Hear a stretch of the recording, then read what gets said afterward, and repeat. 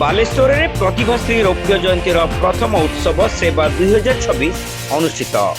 सेवकर अंतरात्मार प्रसन्नता एवं आनंद ही सेवा बोली कहले अतिथि। सुस्थ मानसिकता निर्माण नीरव आंदोलन एवं समाज सेवा पई सुंदर मनर भावना नहीं दीर्घ 27 वर्ष रे पहुंची प्रतिभाश्री परिवार रौप्य जयंती पालन वर्षर प्रथम उत्सव सेवा 2026 सहरर गांधी स्मृति भवन ठारे एक सुंदर परिवेश अनुष्ठित हो जाइछि।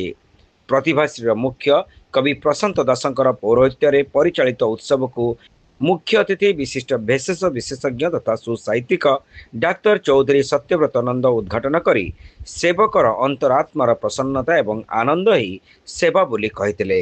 सेवा एक शब्द नुह, यह मनीष मनर श्रद्धा एवं संवेदनशील भावनारू जन्म नहीं प्रकाशित होइथाय बोली डाक्टर नंद तांक अभिभाषण में मत प्रकाश करथिले। प्रार्थना भगवान को पाखु जेतिकी जाए नहीं ए कर्मर जो दुई हाथर कर्म रे जो सेवा करा जाए सही प्रार्थना केवल भगवान को पाखु जाए, सेटा भगवान स्वीकार कर विचार करे जे ओ प्रार्थना भगवान स्वीकार करेंगे कि नहीं ऊपर निर्भर करे। आमको या दियो आमको या दियो, किंतु सेवार प्रार्थना सबु बेले ही श्रेष्ठ। ए सेवा शब्दटा कहीं जाए भगवान को पाखक ना सेवा शब्दटा को आप उल्टे दिंतु। सेवा शब्द को उल्टेले सेटा हम बासे तमाने जी सेवा जोगे दौथिब तार बासनाटा समाज रे खेड़े जीव आउ से बासनाटा भी भगवान को पाखु जाई पहुँचो। तेणु तुरंत आपण को साहाय्य मिल आज ना काली।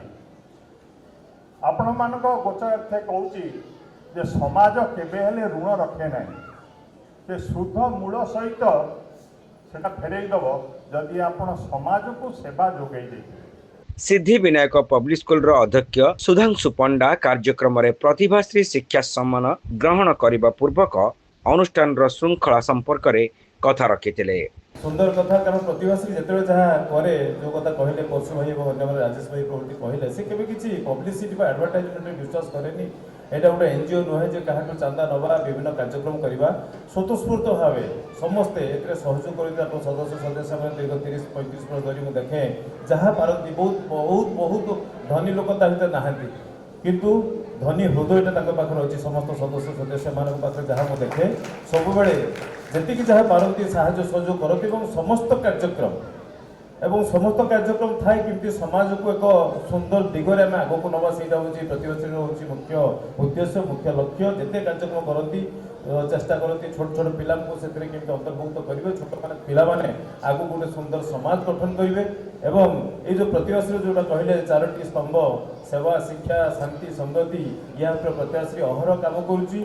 सेवा आम अनेक प्रकार सेवा अच्छी आम आर्थिक भाव सेवा करा शारीरिक भाव सेवा करवा मानसिक भाव सेवा करी आम कहार दुखरे टी दुखी होचु सेटा भी गोटे सेवा जदि क्या दुखरे आम टी समवेदना जन दौचु सेटा भी गोटे सेवा। सेवा 2026 रे प्रतिभाश्री सेवा संवर्धना ग्रहण करी समाजसेवी बलराम बेहरा कहिथिले जे सेवा केवल एक दान नुह, यह सेवकर स्वच्छ भावना उपर निर्भर करिथाय एवं एहार पूर्णता मनरे रहिथाय। मोर कहिबा उद्देश्य 11 मसियार मुआकु ए संस्था श्रीमा अन्नपूर्णा स्वच्छा सेवा प्रतिष्ठान संस्था करथि बहुत बाटकू गलानी किछि काहा पाखरु मागे नाही किछि एकरे जे जहा खुशीर भी दियंती पुहा गछ दान करती। संसार गछटा हूँ जो बहु मूल्यवान जिनस एते मूल्यवान जिनस ता किसी वर्णना करि हबो नाही। ए समाज रो 4टा माइल खुंटी अछि से माइल खुंटी विरल व्यक्तित्व पूरा से माइल खुंटी हला प्रथम आगे घर संस्कार आरंभ होले माँ पाखरु, द्वितीय रे डॉक्टर बंधु ए जो नंद सार से माने एक भगवान सदस्य माँ भगवान डॉक्टर भगवान जवान भगवान आ मोर कृषक बंधु भगवान ए 4टा माइल खुंटी उपरे सृष्टि चली थाए।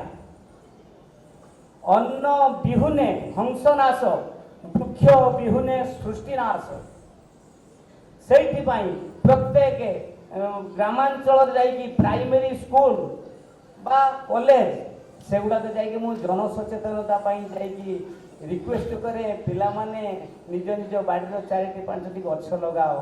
ଅଫିସର ମାନେ ଜାଣିକି ମୁଁ ଯେଉଁ ସାଇକେଲରେ ବାନ୍ଧିକି ନେଇକି ଢମାରେ ପୁହା ନେଇକି ଯାଉଥାଏ ସେ ମୋତେ ଦିଅନ୍ତି ନେଇଯାଅ ପୁହା ନେଇଯାଅ ଲଗେଇବ ନେଇଯାଅ। ମନ୍ଦିର ଝାଡ଼ୁ ଦେବା ପାଇଁ ବହୁତ କାର୍ଯ୍ୟକ୍ରମ ରଖିଛି ହାତର। ମୁଁ ଝାଡ଼ୁ ଦେବା ପାଇଁ ବି ତାଙ୍କ ଛୁଆ ମଥାର ପଇସା ମାରିକି ଦିଅନ୍ତି। ମୁଁ ଆମ ଛୁଆ ନାଁରେ ଟିକେ ଝାଡ଼ୁ ଦେଇଦେବ ମନ୍ଦିରର। ଏଭଳି ଝାଡ଼ୁ ସଂସ୍ଥାଟା 9 ମସିହାରୁ ହେଲାଣି। 11 ମସିହାରୁ ଏ ସଂସ୍ଥା ସୃଷ୍ଟି କରିଥିଲି। 11 ମସିହାର ମୁଁ କରିନି, ଈଶ୍ୱର କରୁଛନ୍ତି। ମୋତେ ତାଙ୍କରି ପ୍ରେରଣା ଯୋଗୁଁ ଚାଲିଛି। ପ୍ରତିଭାଶ୍ରୀ ନିର୍ମାଣ ମୁଖ୍ୟ ପରଶୁରାମ ପ୍ରଧାନ ଏବଂ ଶିକ୍ଷା ମୁଖ୍ୟ ଡାକ୍ତର ଶାନ୍ତନୁ ଦାସ ପ୍ରତିଭାଶ୍ରୀ ପକ୍ଷରୁ ସମ୍ପାଦିତ ହେବାକୁ ଥିବା ବିଭିନ୍ନ କାର୍ଯ୍ୟକ୍ରମ ସମ୍ପର୍କରେ ସୂଚନା ପ୍ରଦାନ କରିଥିଲେ। ପ୍ରତିଭାଶ୍ରୀର ଉପମୁଖ୍ୟ ମୁରଲୀଧର ନାୟକ ପ୍ରାରମ୍ଭିକ ଭାଷଣ ଦେବା ସହ ରୌପ୍ୟ ଜୟନ୍ତୀ ପାଳନ ବିଷୟରେ ସଂକ୍ଷିପ୍ତ ସୂଚନା ପ୍ରଦାନ କରିଥିଲେ।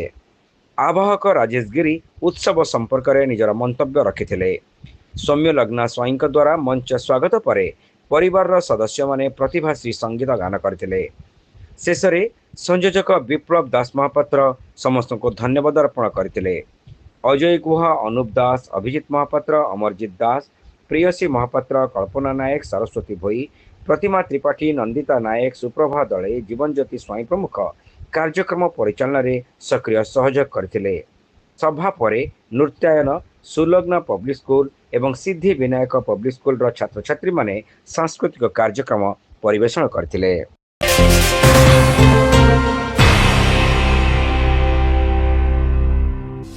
ମୁଁ ଇଞ୍ଜିନିୟର ପ୍ରଦୀପ ପଟ୍ଟନାୟକ, ନାନବାସ୍ତୁ ବିଶେଷଜ୍ଞ, 100ରୁ ଊର୍ଦ୍ଧ୍ୱ ପ୍ରମାଣପତ୍ର ପ୍ରାପ୍ତ, ଜାତୀୟ ଆନ୍ତର୍ଜାତିକ ସମ୍ମିଳନୀରେ ଏକାଧିକ ସ୍ୱର୍ଣ୍ଣପଦକ ସହ ସମ୍ବର୍ଦ୍ଧିତ। ବାଲେଶ୍ୱରରେ ବାସ୍ତୁକୁ ଆଖି ଆଗରେ ରଖି ଆମେ ଇନଫ୍ରାବାସ୍ତୁ ସଂସ୍ଥା ତରଫରୁ ଏକ ନୂଆ ବ୍ରାଞ୍ଚ ଖୋଲିବାକୁ ଯାଉଛୁ। ଏଠାରେ ପରାମର୍ଶ, ପାଠଶାଳା ଓ ପ୍ରତିକାର ବାବଦରେ ଆମେ ଲୋକଙ୍କୁ ସେବା ଯୋଗାଇ ଦେବୁ। 18 ଏପ୍ରିଲ ଶନିବାର ଦିନ 11ଟା ବେଳେ ଆମେ ବାସ୍ତୁ ପାଠଶାଳା ପାଇଁ ଏକ ଫ୍ରି ଡେମୋ ଦେବାକୁ ଯାଉଛୁ। ଏହି ଫ୍ରି ଡେମୋଟା ଆପଣଙ୍କର ନୂଆସାହି ଚନ୍ଦ୍ରଭାଗା ହୋଟେଲ ପାଖ ଓଲା ବାଇକ୍ ଶୋରୁମ୍ର ଉପର ମହଲାରେ ଆମେ କ୍ଲାସ୍ କରିବାକୁ ଯାଉଛୁ।